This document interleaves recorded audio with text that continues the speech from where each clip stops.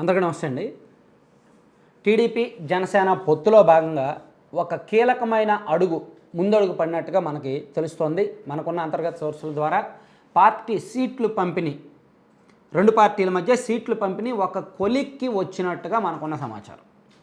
రెండు పార్టీల అధినేతలు పవన్ కళ్యాణ్ గారు ఒక ప్రపోజల్ పెట్టారు. సో ఈ నియోజకవర్గాలు మాకు ఆబ్లిగేషను, మా నాయకులు స్ట్రాంగ్గా ఉన్నారు కాబట్టి అక్కడ మాకు సీట్లు ఇవ్వాల్సిందే, కావాలంటే మిగిలిన సీట్లలో మాకు బలం ఉన్న చోట మేము మీకు పూర్తిగా సపోర్ట్ ఇస్తాం, కానీ మాకు అప్లికేషన్ మా ముఖ్యమైన నాయకులు నాతో పాటు అసెంబ్లీకి రావాల్సిన నాయకులు కొంతమంది ఉన్నారు, వాళ్ళని ఖచ్చితంగా మనం గెలిపించాలి అని చెప్పి పవన్ కళ్యాణ్ గారు ఒక ప్రపోజల్ పెట్టారు. నియోజకవర్గాల వారీగా, నాయకుల వారీగా, అలాగే కొన్ని సీట్లు జిల్లాల వారీగా ఈ సీట్లు అని.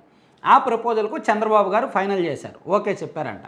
సో ఈ టీడీపీ జనసేన పొత్తునకు సంబంధించి ఒక కీలకమైన ముందడుగు ఏమిటంటే సీట్లు పంపిణీ దాదాపుగా పూర్తయింది. ఆల్రెడీ చంద్రబాబు నాయుడు గారు ఇండైరెక్ట్గా ఒక సంకేతాన్ని వదిలారు. సీట్ల విషయాన్ని మేము చర్చించుకుంటున్నాము, పొత్తుల్లో భాగంగా మా మధ్య చర్చలు జరుగుతున్నాయి, సంప్రదింపులు జరుగుతున్నాయి నిన్నగాక మొన్న ఒక ప్రెస్ మీట్లో చెప్పారు ఆయన. అంటే వైసీపీకి సంబంధించి ఎమ్మెల్యేలు రావాలనుకుంటున్నారు, వాళ్ళని మేము రిజెక్ట్ చేస్తాము, వాళ్ళు మాకు వద్దు అని చెప్పినప్పుడే మేము ఆల్రెడీ జనసేనతో పొత్తులో ఉన్నాము, పొత్తులో భాగంగా మేము సీట్ల పంపిణీ మీద చర్చలు జరుగుతున్నాయి అని చెప్పారు. సో ఈ చర్చలు ఇవి టీడీపీ జనసేన మధ్య సమన్వయ కమిటీ ఉందో చూసారా, ఆ సమన్వయ కమిటీ వాళ్ళు మేనిఫెస్టో కోసమో కలిసి ప్రోగ్రామ్స్ కోసమో డిసైడ్ అవుతున్నారు. పవన్ కళ్యాణ్ గారు, చంద్రబాబు గారు మాత్రమే, నోట్ మై వర్డ్స్, ఈ సీట్ల పంపిణీ విషయంలో ఇతరులకు ఎవరికి ప్రమేయం లేదు. లోకేష్ గారికో, అచ్చెన్నాయుడు గారికో వీళ్ళెవరికి ప్రమేయం లేదు. ఈవెన్ జనసేనలో కూడా నాదెళ్ల మనోహర్ గారికో, నాగబాబు గారికో ప్రమేయం లేదు. ఓన్లీ పవన్ కళ్యాణ్ గారే చూస్తున్నారు తనకు ఎన్ని సీట్లు కావాలి, ఏ నియోజకవర్గాలు కావాలి, ఎక్కడెక్కడ ఏ అభ్యర్థులు అనేది. తెలుగుదేశం పార్టీ వైపు ఓన్లీ చంద్రబాబు గారే చూస్తున్నారు, జనసేనకి ఏ సీట్లు ఇవ్వాలి, ఎలా చేయాలనేది. వీళ్ళిద్దరికి అంటే షో టైమ్స్ సంస్థ ఉంది కదా, సర్వే సంస్థ, టీడీపీ కోసం పనిచేస్తున్న సంస్థ, వాళ్ళు ఒక ప్రపోజల్ పెడుతున్నారు. ఇదిగో ఈ నియోజకవర్గంలో జనసేనకి ఎక్కువ ఓటింగ్ ఉంది, వాళ్ళకి ఇవ్వాలి, ఈ నియోజకవర్గంలో టీడీపీ జనసేన బలం ఎక్కువగా ఉంది, ఈ రెండు పార్టీల్లో ఎవరికి ఇచ్చినా పర్వాలేదు అనేటట్టు ప్రపోజల్ పెడుతున్నారు.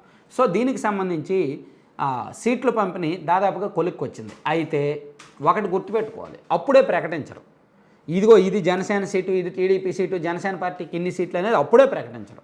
ఎన్నికలకు ఒక నెల రోజుల ముందు, అంటే ఎన్నికల షెడ్యూల్ విడుదలైన తర్వాతే ప్రకటిస్తారు. ఎన్నికల షెడ్యూల్ ఫిబ్రవరి నెలాఖరులో వస్తే ఫిబ్రవరిలో ప్రకటిస్తారు, మార్చిలో వస్తే మార్చిలో ప్రకటిస్తారు.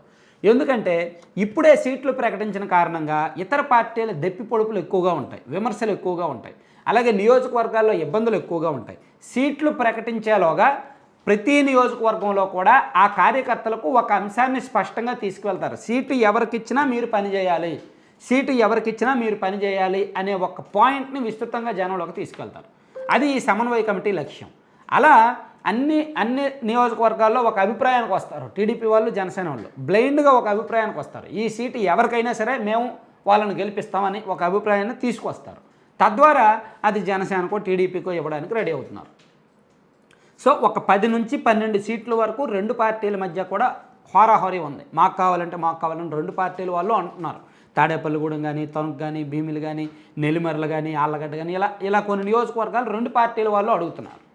సో పవన్ కళ్యాణ్ గారు పెట్టిన ప్రపోజల్కి అయితే మాత్రం చంద్రబాబు గారు మ్యాక్సిమం ఓకే చేశారు అనేది మన దగ్గర ఉన్న తాజా సమాచారం అన్నమాట.